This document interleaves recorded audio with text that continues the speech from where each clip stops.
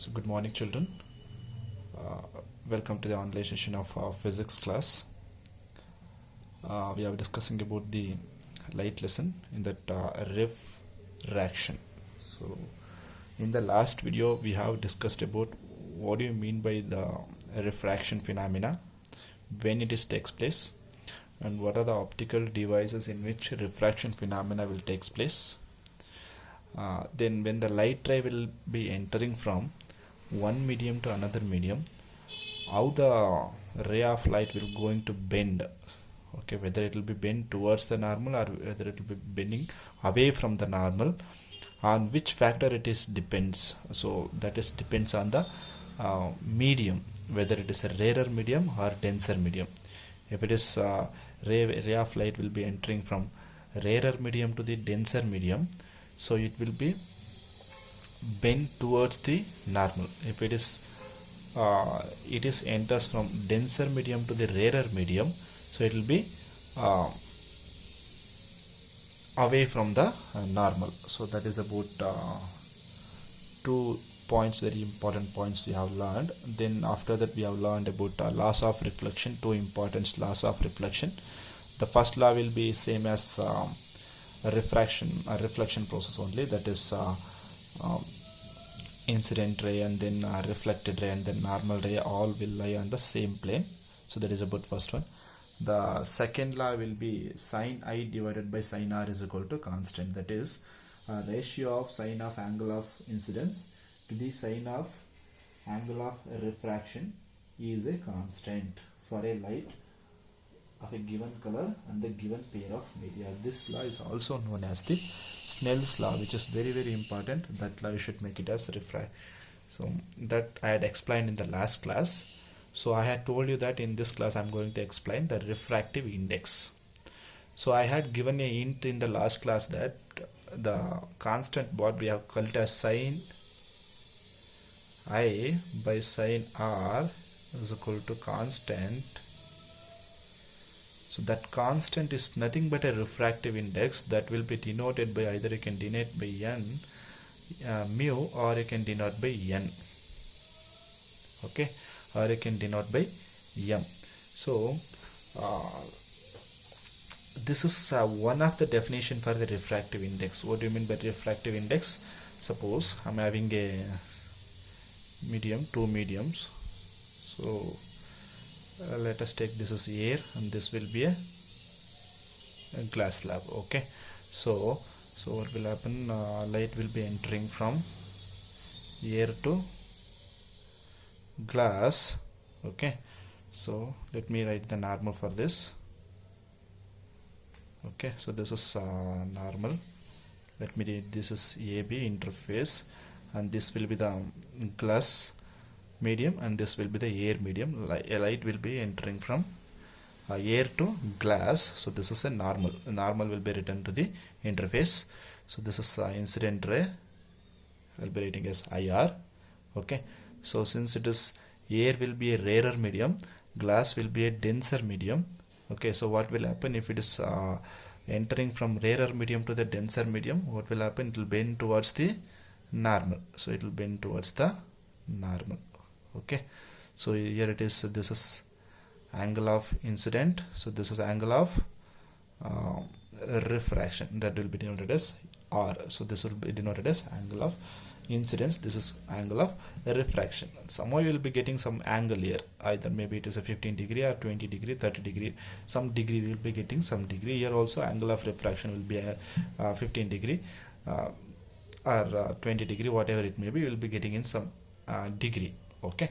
So you know that angle I, from this you know that angle I will be some value, angle R will be some value. Let us assume that angle I will be 45 degree, angle R will be, it will be decreased because it is bent towards the normal. So this is the normal, right? So it is bent towards, this is reflected ray, refracted ray will be denoted as RR. This is the reflected ray. It is bent at the interface. It is bent only at the interface, not it will be going to bend at the medium. It is not going to bend at the medium. It will be bending at only at the interface. Whenever there is a change in the medium, at that medium it is going to be bent. Initially it was traveling in this rectilinear straight line. If there is no medium, there is no glass medium, it has to travel like this. Since we are having a glass medium, it will be bent towards the normal. If it is bent towards like this, it is towards the normal. If it is bent like this, then it is away from the normal, since it is the normal line. Okay, so angle of I is equal to 45 degree, angle of R is equal to 30 degree. Say suppose example I have taken, I didn't measure the angle, I have taken for example angle I is equal to 40 degree, angle R is equal to 30 degree. Okay, so I'll substitute here sine 45 degree, then this is sine 30 degree. Okay, so that will be constant, that is we will be getting some value. Sine 45 degree we will be getting some value, sine 30 degrees we will be getting some value, some numerical value will be getting. Sine 45 degree and sine 30 degree will be getting some numerical value. Okay, so that will be the refractive index of the second medium with respect to the first medium, that is refractive index of glass with respect to the air. Understood? This is some value, some numerical value we will be getting. Say suppose I will take 1.5. After calculating this, I will be getting 1.5. So that is refractive index of glass. Refractive index of glass with respect to the air. Now this is called as the refractive index.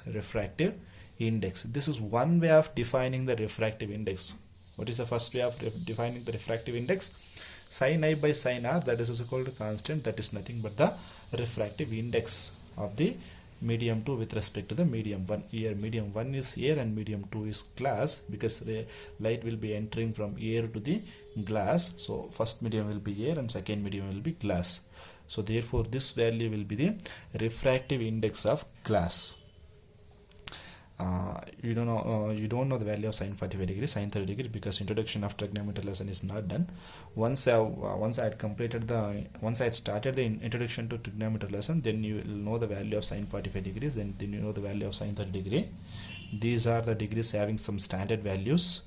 So if you substitute those values, you will get 1.5, that you will get it, because I didn't taken the particular angle here. I didn't taken the particular bending also, how much it is going to bend. So that also I didn't taken.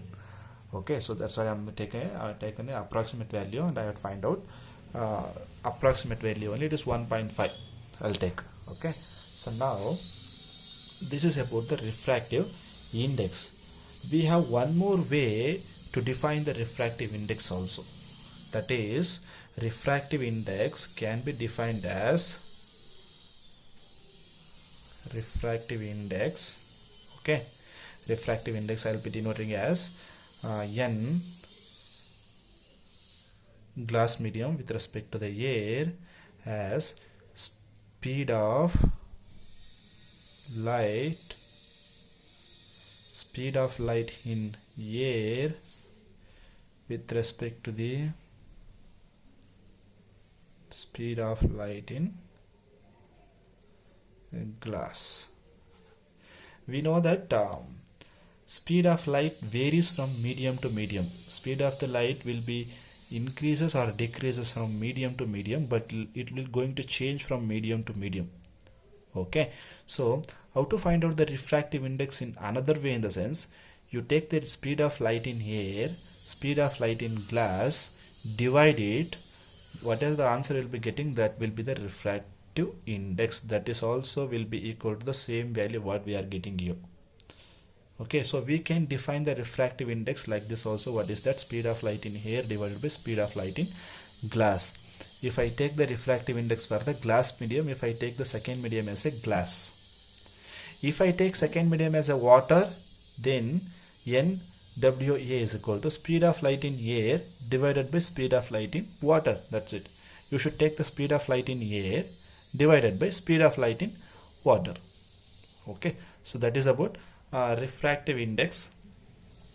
uh, you know that speed of the light in air, speed of the light in glass, these things and all defined already. Usually speed of light in air will be 3, speed of light in vacuum is 3 into 10 to the power of minus 8 meter per second. So speed of light in vacuum also it is almost same, but speed of light in vacuum is 3 into 10 to the power of 8 meter per second. Okay, but speed of light in air is slightly less than this value. Vacuum in the sense there is no particles over there. It is there is no air over there. There is no air over there. It's completely, there is no particles. Okay, so that is called as a vacuum. Okay, so since when the speed will going to decrease, the speed of light will going to decrease, when the speed of light will going to increases, in the sense when there is a dense, when there is a presence of molecules, presence of particles, so there will be a speed will be decreases. Suppose air is having some air is, it's not much denser, it is not having a much particles, much molecules, the speed will be lesser. Similarly, if I take the water, there will be a lot of particles and lot of molecules will be there. Molecules will be denser, more. It is having more and more molecules, more and more particles. Therefore, speed will be decreases in water. Okay, so that is about that's what the medium, when the medium changes, speed will also changes. But here it is, speed of light in vacuum is 3 into 10 to the power of 8 meter per second. Speed of light in air is slightly less. Why it is speed is less, slightly less, in the sense vacuum, in the sense we don't have any particles, air particles over there, we don't have any particles, it's free from particles, so therefore speed will be very much higher. But whereas if I take the air medium, so there will be some particles, right? There will be some particles, molecules will be there, so therefore speed of light will be decreases. But speed of light in air slightly less than the value, but for all practical purposes the speed of light in vacuum and speed of light in air are taken to be the same. It is slightly less, since it is slightly less for practical purposes, since it is an approximate value, so we will be taking as speed of light in vacuum and speed of light in air are taken to be same. Okay, so that is about defining the refractive index. Suppose this is also called as I can take n since I have taken a particular medium here, air and glass. If I take for general, if I take this as a medium 1, light will be entering from medium 1 to medium 2. Medium 1, it may be anything. Okay, it may be a air, it may be a vacuum, it may be a glass, or it may be a water, it may be a kerosene, anything. Medium 2 is also, it may be air, it may be a glass, or it may be a water, kerosene, whatever. So I'll be taking general, how to define the refractive index for general medium. So that is refractive index of second medium with respect to the first medium. Refractive index of second medium with respect to the first medium is nothing but speed of light in medium 1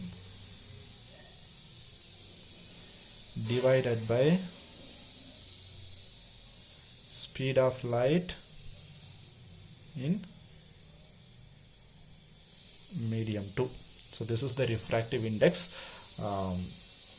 formula. First one will be sin I by sin r is equal to constant, which is also called as a refractive index of second medium with respect to the first medium, and refractive index of second medium with respect to first medium is also defined as speed of light in medium 1 divided by speed of light in medium 2, that is ratio of speed of light in medium 1 to the ratio of speed of light in medium 2. So like that also we can define the refractive index. Okay, and we have one more word, that is absolute refractive index. Absolute refractive index in the sense the first medium is always fixed, it is a vacuum, it is considered as vacuum. That is called as absolute refractive index. What do you mean by absolute refractive index? Speed, that is medium 1 will be fixed.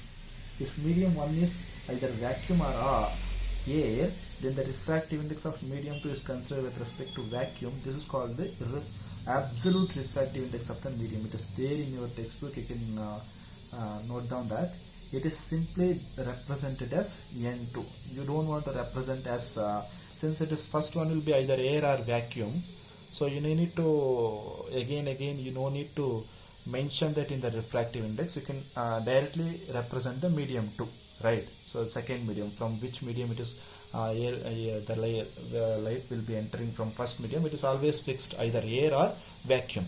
It will be entering from either air or vacuum. It will be entering from air or vacuum to the another medium. So the from which to which medium it is going to enter, that we will be taking as the refractive index of that particular medium, the second medium. Okay, so that is called as the absolute refractive index. In the table 10.3 they have given some absolute refractive index of some material media. I will show you. So observe that. See, absolute refractive index of some material. Okay, material they have given, or medium they have given, refractive index they have given. Air 1.003, ice 1.31, water 1.33. What do you mean by this absolute refractive index? In the sense, for air, first medium is also air, second medium is also, no, second medium we can't able to take it as a either vacuum to air. We can take like this. It will be traveling from vacuum to the air. Okay, so here it is ice, that is from either first medium will be either vacuum or air, second medium will be ice. That will be light will be traveling from vacuum to the ice. Okay, so the refractive index, respective refractive index is 1.31, water 1.3. You don't want to remember all these values. Okay, so in the numericals they will be given the refractive index of the particular medium or material.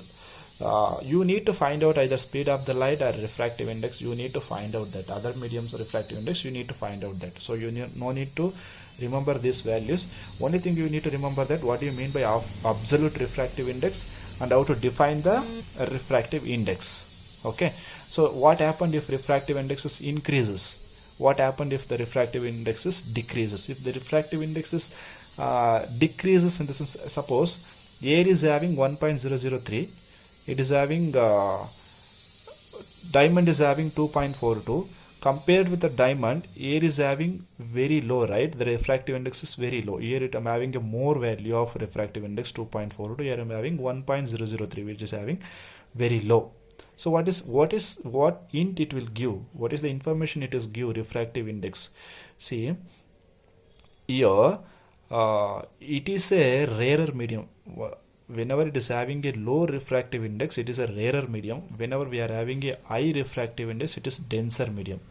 So here it is density, optically density is more. Diamond is having more optical density, air is having less optical density. Okay, dense, there is no much particles in the air, there will be a lot of particles in the diamond. Okay, so that is the conclusion. Speed of light in the air is very high, speed of light in diamond is very low. So that is the conclusion for the that is the relationship between refractive index to the speed of light, and then refractive and then medium, what type of medium it is, whether it is a rarer medium or denser medium. So refractive index will give the hint whether the given medium is having more denser or rarer. So that is the conclusion.